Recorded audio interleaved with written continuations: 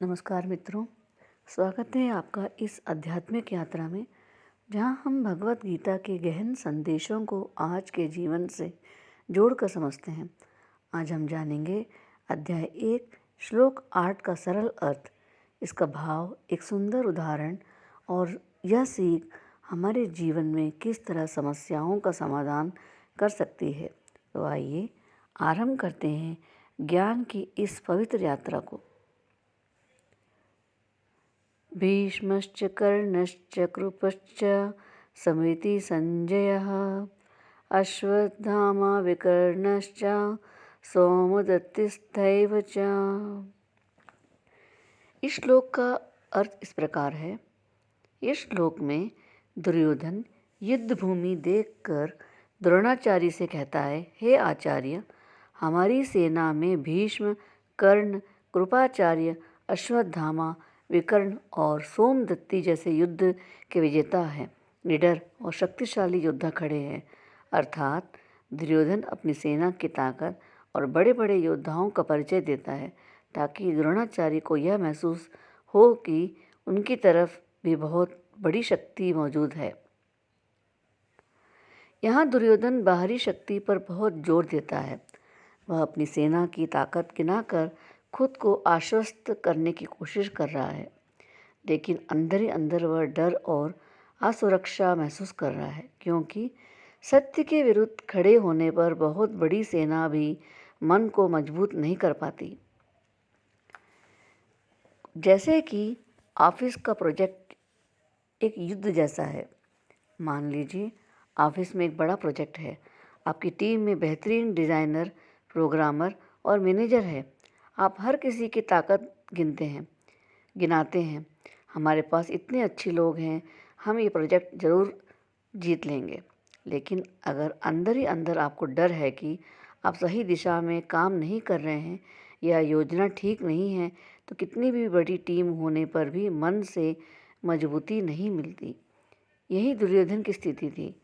बाहरी शक्ति है, लेकिन अंदर का भय उसे चैन नहीं दे रहा था।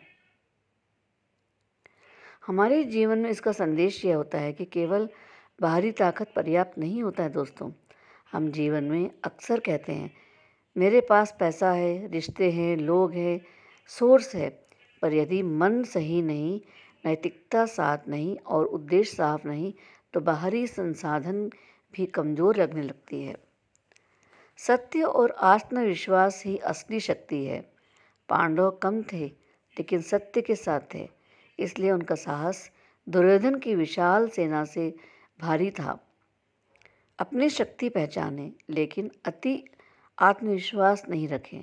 ताकत गिनाने से अच्छा है ताकत का सही दिशा में उपयोग और अंदर की असुरक्षा को पहचानना। इसके लिए समस्या और दोनों समाधान भी है दोस्तों। हम इसका समाधान भी इसी श्लोक के अंतर्गत हम कर सकते हैं। मन में डर या असुरक्षा हो जाए तो जैसे दुर्योधन ने बड़ी सेना होने के बाद भी डर महसूस किया।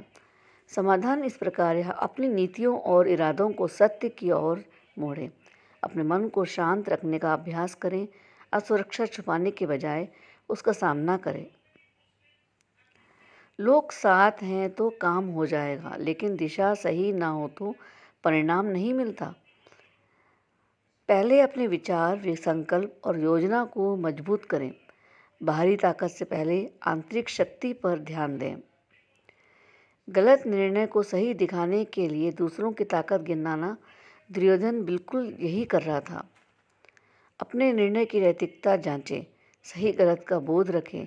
भीड़ की ताकत से ज़्यादा अपने विवेक की शक्ति पर भरोसा रखें। गीता का यह श्लोक हमें सिखाता है कि सच्ची शक्ति हथियारों, लोगों या संसाधनों में नहीं है, बल्कि हमारे मन, नीयत और धैर्य में होती है।